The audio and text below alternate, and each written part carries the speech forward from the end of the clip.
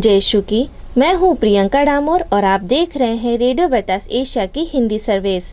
कलीसियाई समाचार में आप सभी का स्वागत है। कलीसियाई समाचारों में प्रमुख है म्यांमार के लोगों की मदद, शरणार्थियों के लिए हृदय खोलने हेतु पॉप की अपील। म्यांमार की सेना द्वारा ईसाई चर्चों पर जारी है हमले। चोर ने लौटाए पोलिश कैथोलिक संत के अवशेष।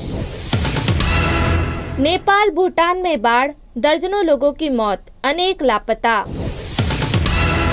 तेलंगाना में ट्रांस पर्सन का प्राथमिकता से टीकाकरण।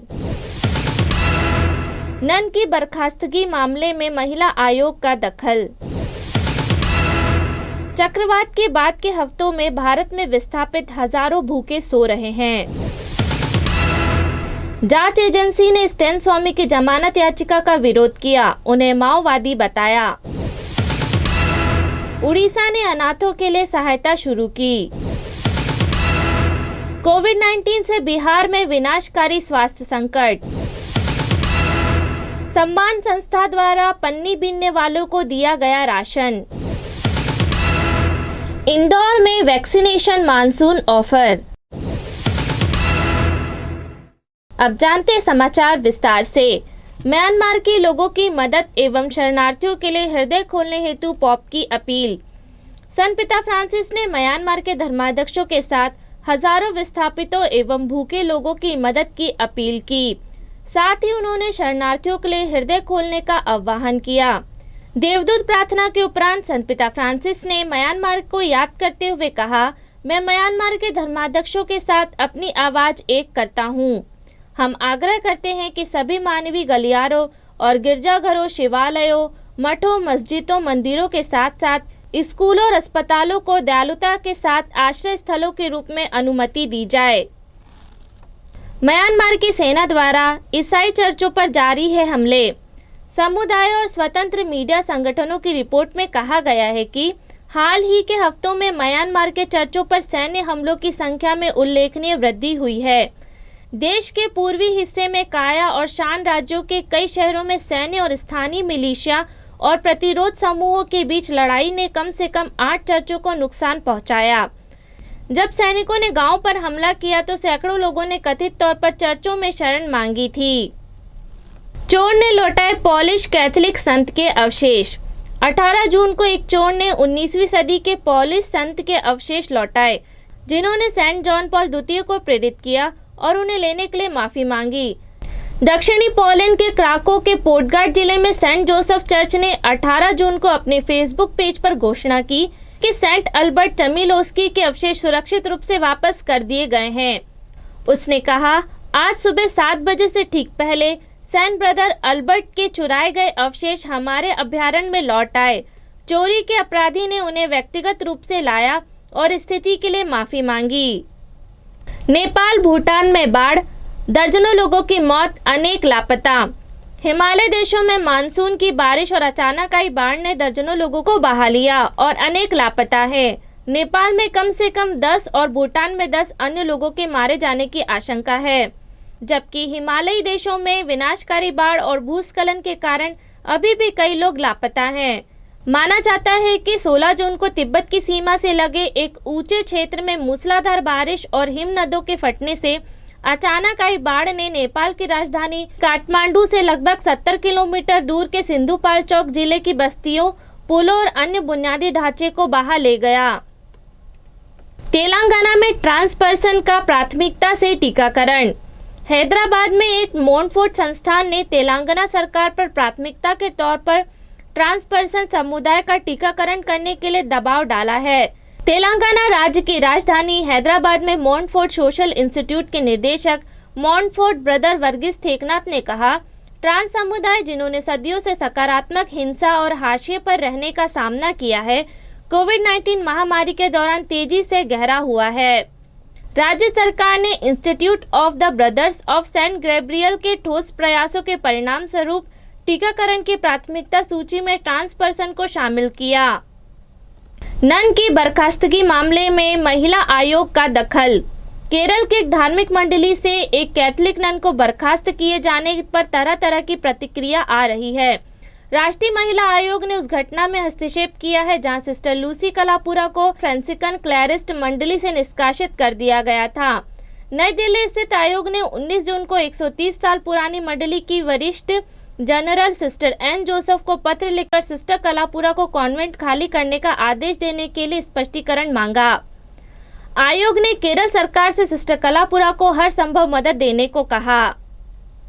चक्रवात के बाद के हफ्तों में भारत में विस्थापित हजारों भूखे सो रहे हैं। चक्रवात यास द्वारा उनके घरों को नष्ट करने और खाद्यान्नों को संग्रहित करने के लगभग 1 महीने बाद पूर्वी भारत में हजारों लोग बिना भोजन के अस्थायी तिरपाल आश्रयों में सो रहे हैं।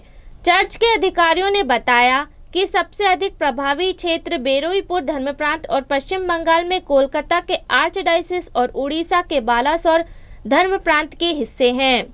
फादर परिमल कांजी ने कहा, हजारों परिवारों के पास खाने पीने या पहनने के लिए कुछ भी नहीं है क्योंकि चक्रवाती तूफान ने उनके मिट्टी के घरों को नष्ट कर दिया और इस मौसम के लिए भोजन सहित उनका सारा सामान बहा दिया। चर्च समूह अब राशन के साथ करीब 2000 परिवारों का समर्थन कर रहे हैं। जांच एजेंसी ने स्टैन स्वामी की जमानत याचिका का विरोध किया, उन्हें माओवादी बताया। राष्ट्रीय जांच एजेंसी ने बंबई उच्च न्यायालय में जेसुइट कार्यकर्ता फादर स्टैन स्वामी द्वारा दायर जमानत याचिका का विरोध किया है।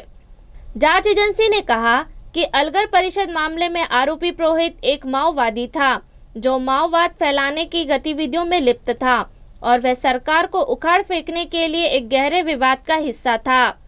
केंद्रीय एजेंसी ने अदालत को 84 वर्षीय पुरोहित की याचिका को खारिज करने का आग्रह करते हुए कहा कि गढ़े हुए सबूतों के उनके आरोप, उक्त साजिश में कोई भूमिका निभाने से इनकार और उनके खिलाफ अन्य आरोप सभी सत्य को झूठ के साथ भ्रमित करने के प्रयास थे। ओडिशा ने अनाथों के लिए सहायता शुरू की। ओडिशा सरकार ने 20 जून को उन बच्चों की मदद के लिए एक विशेष योजना शुरू की जिन्होंने कोरोना वायरस महामारी में माता पिता दोनों को खो दिया है। योजना के तहत ऐसे अनाथ बच्चों को हर महीने 2500 रुपए दिए जाएंगे। मुख्यमंत्री नवीन पटनायक ने कहा कि उनकी सरकार इन बच्चों के समग्र विकास के लिए एक सुरक्षित वातावरण प्रदान करने के लिए प्रतिबद्ध है जिन्हें समाज में विशेष देखभाल की आवश्यकता है। कोविड-19 से बिहार में विनाशकारी स्वास्थ्य संकट।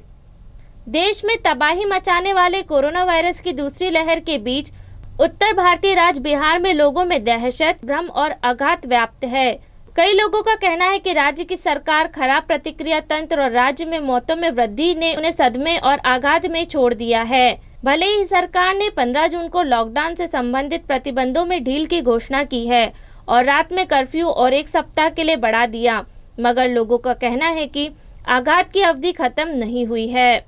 फुलवारी शरीफ पटना के मोइन अंसारी ने बताया कि हमारे पास यहाँ कुछ भी नहीं बचा है। हमारे इलाके में एक अच्छा अस्पताल नहीं है और आसपास के अस्पताल जो अच्छी चिकित्सा सेवा प्रदान करते हैं वे मरीजों से मोटी रकम वसूल कर रहे हैं। सम्मान संस्था द्वारा पन्नी बीनने वालों को दिया गया राशन।